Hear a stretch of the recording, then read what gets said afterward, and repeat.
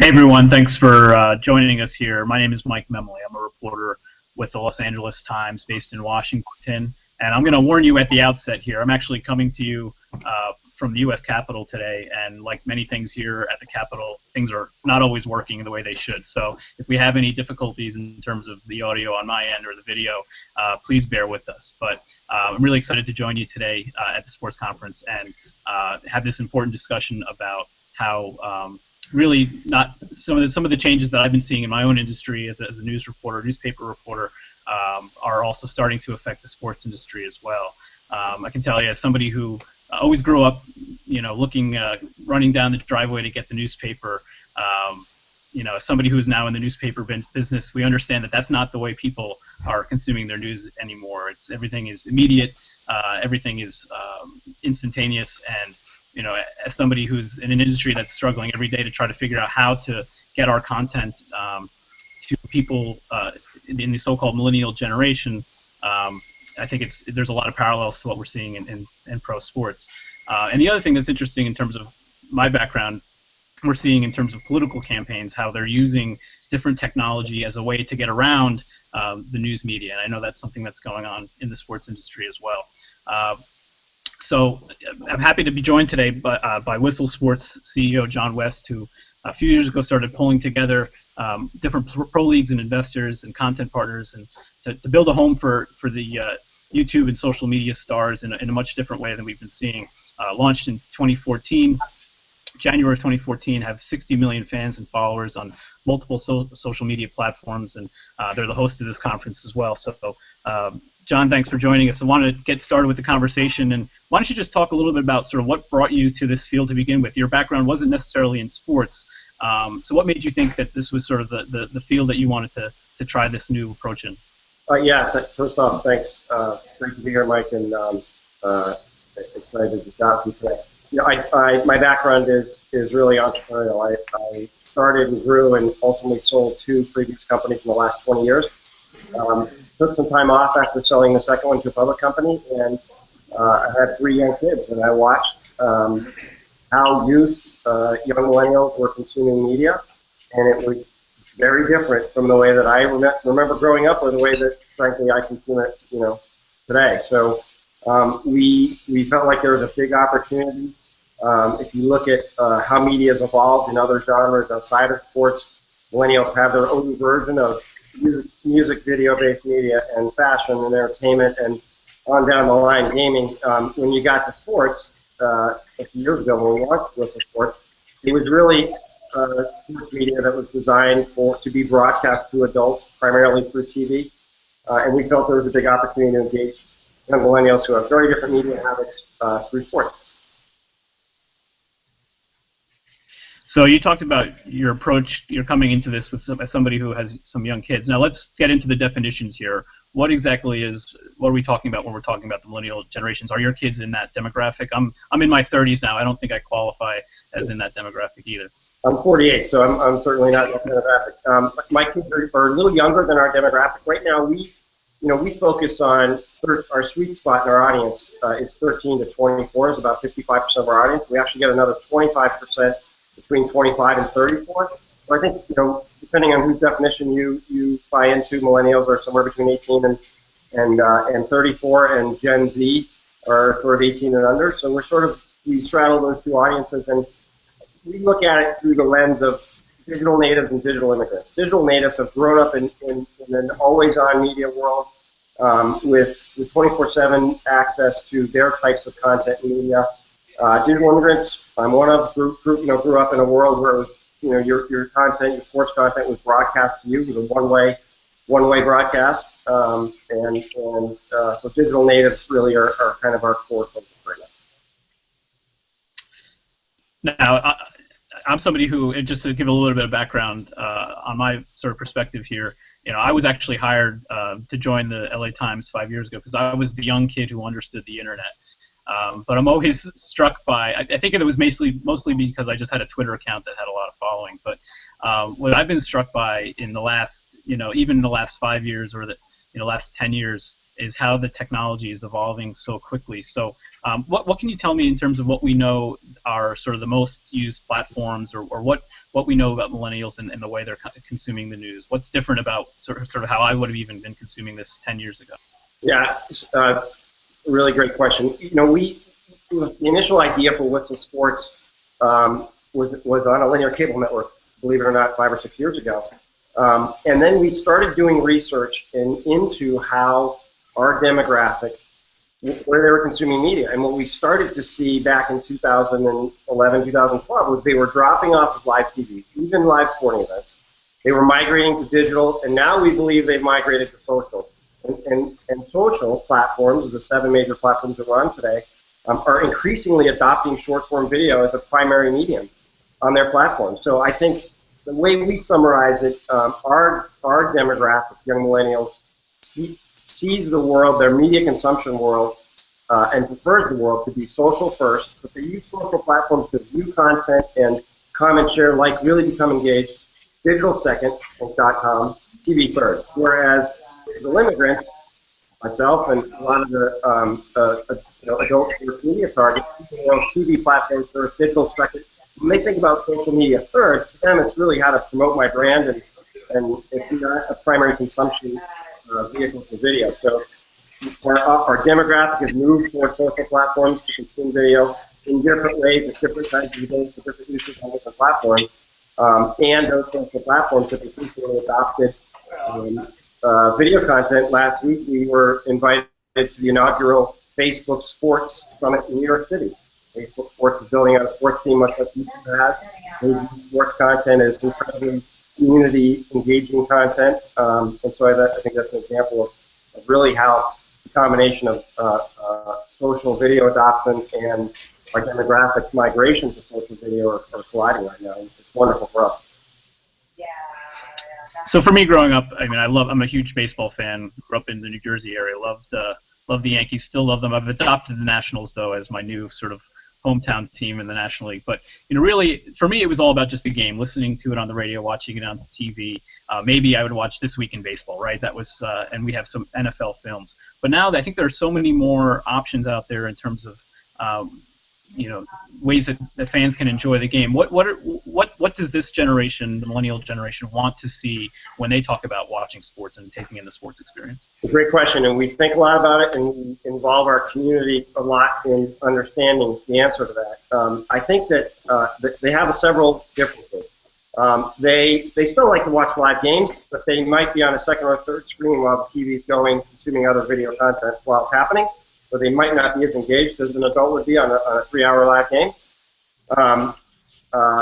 They are, by definition, global sports fans. So I think you and I grew up in a world where your sports teams you followed and your pro heroes you followed were defined by the limits of broadcast cable and satellite TV. And nowadays that's not true. And so they become fans of a soccer player in Italy, and so they're global, and they don't think about country boundaries. And so our growing audience is 40% outside the United States today, and we think global is really important for us. And I think they want short-form video content, and I think lastly, the definition of what a sport is and what a pro athlete or what their sports star is evolving. Dude Perfect is one of our biggest creator partners. 5 great guys who do phenomenal trick shots, and they've expanded into other types of engaging sports content. They are, in many cases, I think, bigger sports heroes or sports stars than traditional sports stars to our demographic. And our demographic wants authenticity in addition to sort of pro sports and professionally produced content, and that's what the social platforms offer quite a bit of. So it's really a blend, and I think it's certainly evolving from just all live games and news and commentary, which is adult sports media consumption primarily.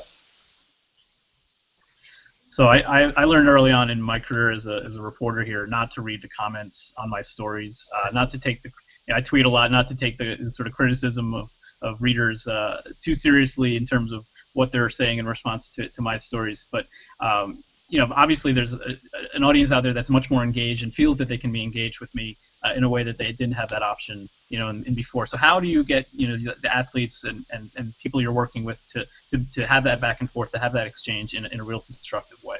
Yeah, that is a great point. I think our demographic not only likes to be engaged and be able to have that whether it's comment driven or other relationship with the creators, with the talent on our channels, they almost insist upon it. So we work very hard to try and have events where we have both fans and creators get together. We use digital tools. We have video hangouts where we'll have an athlete and run a contest, and whoever wins the contest next year, the top 10 get to join a video hangout. And by definition, the social platforms that we're on allow for that engagement, and we think that's a critical component, which is why we're largely not on platforms where it's still even if they're digital, but it's still a one-way sort of broadcast relationship. It's just not appealing to our demographic. In terms of the pro sports leagues that you're working with, who do you think, who's been really successful in sort of being willing to sort of take some risks in this new arena, and what are some of the challenges that they've faced sort of as they work through this process? I think all of our pro league partners are successful, but I think to your question, various leagues. My co-founder Jeff Urban, who has had a 20-year career in sports, unlike me, and most recently was the head of sports marketing at Gatorade, has a ton of relationships, and he's just a really well-liked and respected guy in the sports industry. So he's led our league development, our pro athlete development partnerships. I think most of the major leagues get that they've got to engage the young generation, likely on different platforms, meaning social, and in different ways. And I think that's part of the value that we try and create. So whether it's we recently got one of our partners, Brody Smith, who's a phenomenal pro Frisbee player. He does amazing Frisbee trick shots.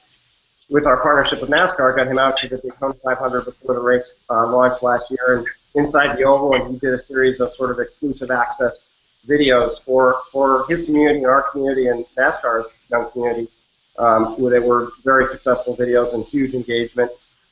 So I think in general, most of the leagues in the last 2 years have kind of come around to the fact they need to engage fans differently. What's interesting about the sports sector and why we think it's actually fairly nascent in its social growth around millennial audiences is it still remains, I would argue, probably one of the most profitable media genres globally. So they're still very profitable, and profitable industries are usually the last to embrace disruption or pretty massive change. So I'd say the change has been incremental, but all the trends are moving in the right direction for us around what our demographic wants and how they're changing the definition of sports. I want to draw on two recent experiences I had here as a political reporter covering Congress and the White House. One is we just saw this video that the president recorded with BuzzFeed, where he's using the selfie stick and he is trying to dunk his cookie, and there's been it was used to try to promote signups for the Affordable Care Act, and by all accounts it was successful, but there's been a lot of people in political circles questioning sort of whether that was really the right idea for him, whether it was presidential. So I guess my question is, how do people struggle with the right tone, the right way to approach this? How do you come through? I think you used the word authenticity before, in doing this in a way that doesn't seem sort of forced or that doesn't risk diminishing sort of the athletes or the teams or the leagues. Yeah, great question. Authenticity is probably one of the words we use most around the halls of Whistle Sports. It's hard to create it. It's either, to some extent, it's either there or it's not. I think that our demographics really savvy on determining what's authentic to them.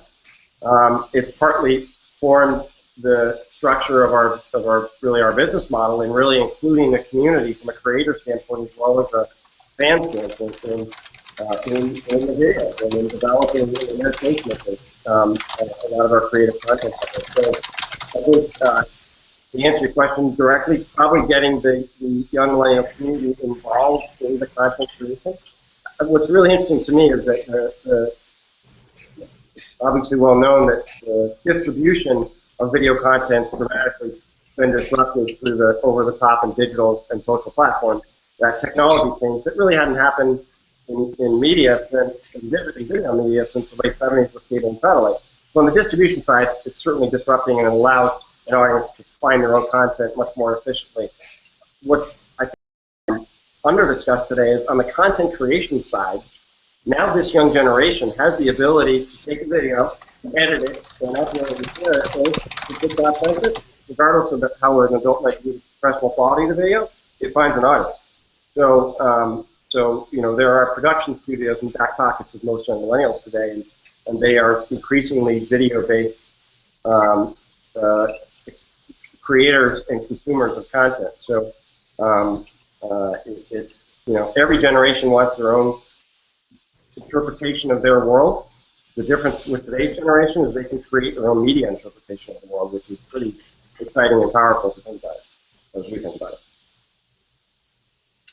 The other thing I wanted to ask you about, which is something that I was pretty unfamiliar with up until about a month ago. We had the president, of course, give his State of the Union address, a very traditional annual ritual in the House chamber. I was then traveling with him when he did the traditional presidential post-State of the Union tour, went to different states, went to Idaho and Kansas to talk about it. And then we went back to Washington, and he went straight to the White House where he did an interview with YouTube celebrities. And I can guarantee you a lot of members of the White House press corps had no idea what that even meant and why he was doing this. So talk a little bit about that. I saw this great video that you mentioned, Dude Perfect, earlier, playing this baseball game in the middle of the desert. It was unbelievable. Can you talk a little bit about that phenomenon? Who are these YouTube stars, and who don't I know about that I should be looking for?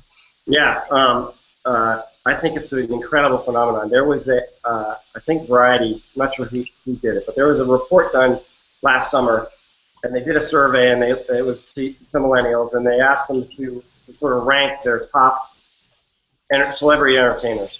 And I think of the top 10, 6 were YouTube stars that probably nobody over 40 ever heard of before. We're seeing the same thing in sports. I think the Dude Perfects and the Brody Smiths and STR Skill School and Team Flight Brothers and these personalities that are great athletes but also great video creators and in many cases great talent on the other side of the camera are developing authentic community engaged fan bases. And if you want to reach young millennials, partnering with them, and I think why the president did that interview on YouTube or the series was, that certainly lends to your authenticity if they're involved in the Q&A or the discussion around whatever event it is, sports. So there's a whole generation that's really growing up, and again, they've got the ability to create this content around themselves and their brand, and really, in many cases, fascinating story that resonates authentically. And now they can build global audiences and they can reach fan base in Japanese, and they've never dubbed one video, translated video in another language. So you can build global communities very, very efficiently. Well, we know how what the president did sort of translates for the White House's interest in terms of getting attention. I think more people probably watched some of these YouTube features that they did than actually watched the speech or read my stories about it itself. But in terms of the sports industry, I'm guessing the bottom line here is making some money. So how does this all translate into the bottom line? Yeah. It's a great question.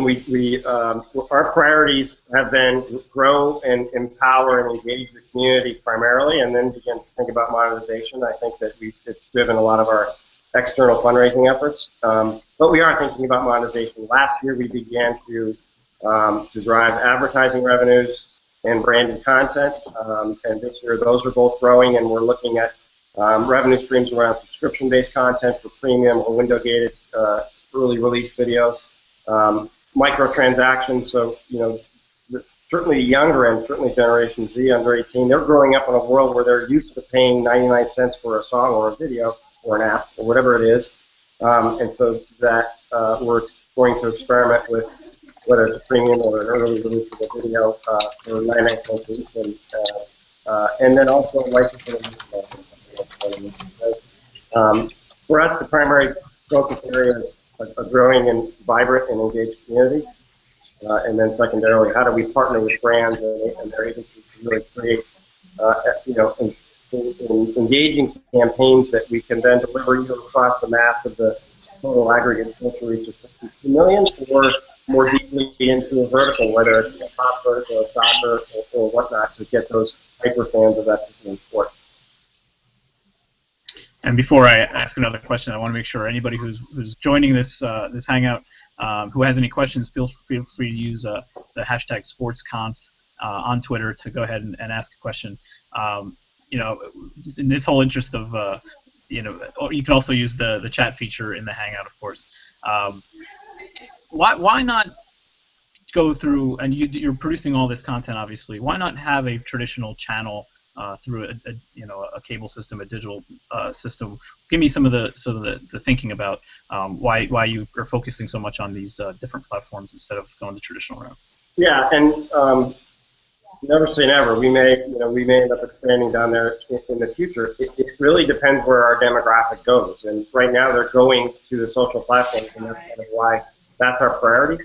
We're also an emerging company and growing quickly, but we're still 50 people in 4 offices, and so we're big believers in focusing on a few things and doing them really well. And that's just not a thing outside of the platform. And then finally, I think it gets back to the norms of use of different media habits of this generation, engage and have a social conversation. And if they can't do that, it's much more passive, sit back and view experience, which we're not focused on. And we think sports is a global language. If it's a lean in, have fun, learn some tricks and some skills, laugh.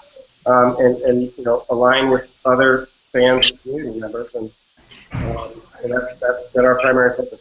That probably will be for the foreseeable future. So we do have a question here from Twitter. It's from Danny Christensen. He wanted to ask, is the next step to continue to build custom content with pro athletes, or to focus more on personalities like Dude Perfect, or both? Yeah, it's both. And what's interesting, so we quietly started a program at the end of last year where we went to a few athletes who have very strong social media followings, like Jeremy Lin, Paul Rabel, but didn't have the magnitude of a video-based social media following that we thought they should have. And we've got a program now where we work with pro athletes to onboard and manage and help them optimize and grow their social media video platforms, whether it's YouTube or Facebook or Vine, Twitter or Instagram. So I would expect that we'll see a lot more pro athletes who understand the value of building a brand, with young millennials on social platforms. At the same time, the creators like Dude Perfect, and we have a debate internally. I mean, they're very talented athletes. They don't play for a pro team, but they do some phenomenal things. The definition of a pro, and they're earning money doing what they love to do, which is create awesome sports-related videos. So what's the definition of a pro athlete in 5 years? I'm not sure it stays exactly the same as it is today. But we'll continue to have that blend, and we think the videos we've done, collaborations where we've had a YouTube sports creator like Dude Perfect and Brody Smith with the others, and combine them with either a pro athlete or a pro facility or at a pro sporting event have worked out tremendously well almost across the board. So we'll continue to do more of those. So Jeremy Lin, Linsanity, we all remember what a big splash he made when he started out with the Knicks. And I didn't know this. He's the most followed athlete in America on YouTube. Why is that? I mean, you would think there's probably at least a dozen in his own sport, let alone in all pro sports, who you might expect to be have more followers than that. Yes, he is, and I think it's due to a couple things. I think that he understands and has an authentic voice, if you will, on YouTube and on the other social platforms that he's on. He relates to the audience in a special way. Number one, I think he's a really good guy. He's a good, great talent, and it's sort of a behind-the-scenes look at a pro athlete's life. You probably don't get to other pro athletes, but I think there's a desire for our demographic to have a better access to that. And you think about how pro athletes have been represented to young millennials. It's through the eyes and ears and voices of adults who basically run, sports media, broadcast, and TV today. So this is really, social media allows for a really authentic voice of argument. That's why Jeremy, in particular, has been very successful in both his growing and crazy across the platform. We're seeing a lot of pro sports broadcasts. They'll have a feature. Why don't you tweet in, or they try to have a more interactive experience with the viewers. But we've also seen, I think, in the All-Star game recently, where they had players tweeting live, during the games, and that was something that Fox, I know, worked with baseball on. Are we going to see more of that? I mean, do you have media partners that you're going to be trying to experiment with different things like that going forward? Yes. I mean, it's aligned with that sort of inside access, or that one-to-many access that social media provides. We tend to focus more on the video side of social media, so that is our primary drive. Supporting and trying to support our creative partners around as an example, and then original content as well. So I think it's another viewpoint into an athlete's life that the younger community.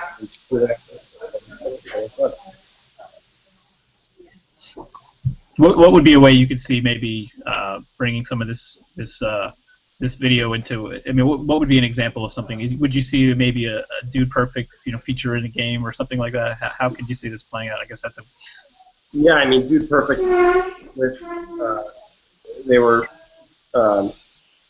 very involved in the ABC Sports coverage of the Super Bowl this year, and again, the authenticity that comes with when they are involved in a sporting event, and the audience that follows, I think, is compelling. I think there's really, looking forward a little bit down the road, I think when you combine sort of wearable technology with wearable video creations, et cetera, there's some pretty interesting possibilities, and lots of personal athletes, right systems and all that, but I think that there'll be some exciting, I think it's fantastic, but it's some exciting ways to do. From a video perspective, again, our focus gets some unique perspective, during a game or during an event from an athlete as it's happening. Which is starting to work its way in the traditional sports media, but I think will be front and center in our focus certainly as I think we're looking at this probably from a American-centric approach. Are you working globally as well? Is this something that we're seeing other leagues overseas or other athletes overseas taking advantage of as well? Yes, yeah, absolutely. It's a big focus for us for two reasons. The first is our as we talked about earlier, our demographic is global in nature. They want to have a global, they want to follow. So they're sort of kind of demanding. And then secondly, the nature of most social media platforms is they're global. So we've got 40% of our audiences outside the U.S. Very little effort on our part. Up until the end of last year, we hired a great guy, Jeff Nathanson, who used to head up YouTube global football, meaning soccer, over in London, and he launched our footprint in Europe and is very busy with teams and federations over there, just like somewhat similar partnerships that we have in the U.S., as well as a lot of the creators over there who are creating YouTube and videos on Facebook and Twitter, etc. So,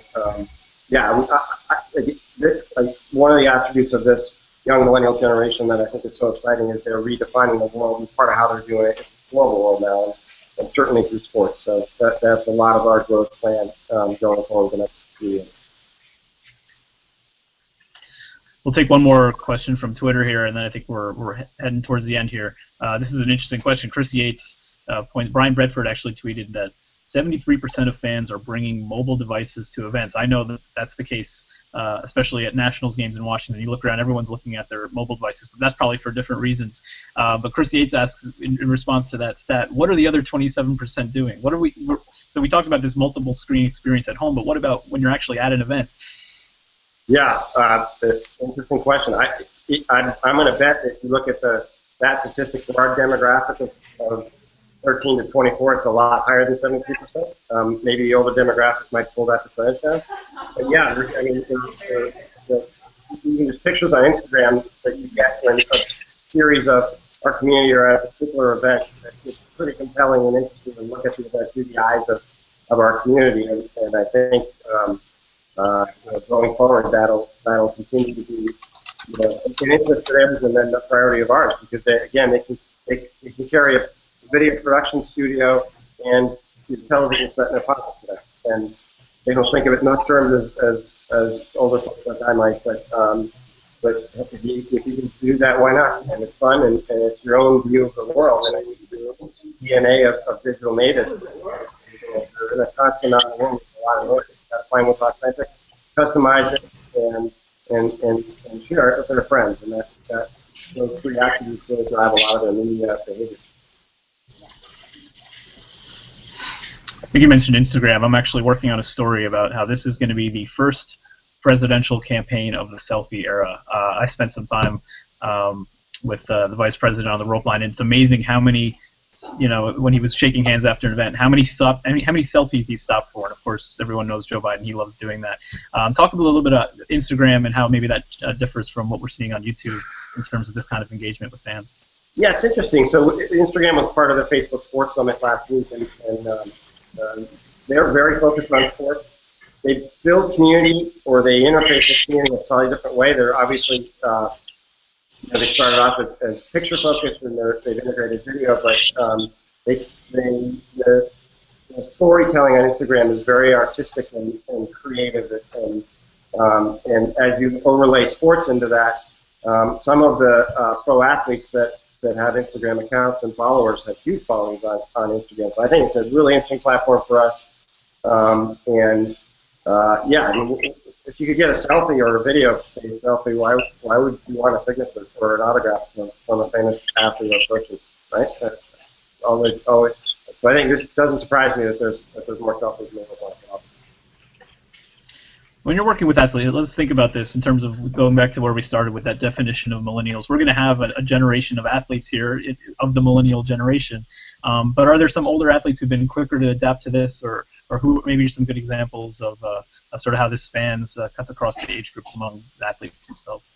Yeah, I mean, LeBron James comes to mind. He's got great followings. I think Derek Jeter and what he's doing now with Tribune, and Derek's an investor in us and has been a wonderful supporter, as well as Peyton Manning, again, an investor and a wonderful supporter. I think that it's becoming undeniable that if you want to reach millennials, and certainly young millennials, you've got to do it in different ways, and I think that that trend will only continue as all the research continues to come out around what really is engaging them, and why that is. And just the growth across any social media platform, pick the platform, Snapchat. We just launched on Snapchat 2 or 3 months ago, and it's huge growth for us. And the average 11 to 17-year-old, of which 100 million are on Snapchat, I believe, checks their Snapchat account 8 times a day.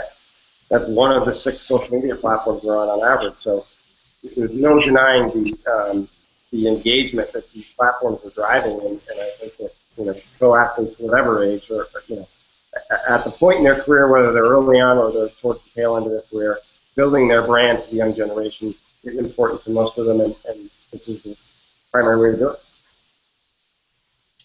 It reminds me of something we deal with as journalists. I have my own Twitter account, which I've had, spanning different news organizations I've worked for, but we use that word, our own personal brand. Athletes now have, as you say, their own brand that is sort of beyond their team affiliation. Are teams okay with that? Is there, and how do teams work with players to maybe try to make sure that they're benefiting from that kind of association with a player with that big following as well? Yeah, from what I've heard, and my co-founder Jeff probably has deeper, I think the teams are getting there. I mean, I think there's certainly there's a process. There's traditional sports and traditional sports media, and it's been done that way a long time, and it's very successful. Whether it's the growth in team values, the growth in rights fees, the growth in advertising rates. You look at almost any sector in the sports industry, and it's going up, or any metric. So changing that, and it's going to take time. I think it will accelerate as digital natives who, on the upper end, are early 20s to 24, 25, as they get up into pro sports more, I think it will change almost by definition, or there'll be a little bit of attention, but eventually it will change. And I think teams, the ones who are more progressive around allowing that access, have to figure a way around that. There's certainly lots of issues. I'm not minimizing them on rights and certain brand alliances and sponsorships and what you can and can't do within a facility or in a team setting. But I think it's sort of inevitable that over time, athletes build their brands, not just on the field, but digitally and socially. Okay, I think we're up against the end here. I'll ask you the last question I always ask when I'm doing an interview. Is there anything I didn't ask you that you think you want to talk about here? This is the most thorough interview I've ever had, so I can't think of. Thanks, John. I really excited to chat with you and appreciate your time, and excited to share what we're doing at Whistle Sports. It's a really passionate, energized crew we have here, and a phenomenal community, and we're having a blast. Well, as somebody who started out hoping to be the San Diego Padres beat writer for the Union Tribune and ended up, for some reason, covering a different sport that is politics. This has been a fun little detour for me outside of the political world. So it was great talking with you, John, and thanks everyone for joining us in this hangout. And look forward to keep following the rest of the action there at the sports conference. Thanks, Whistle.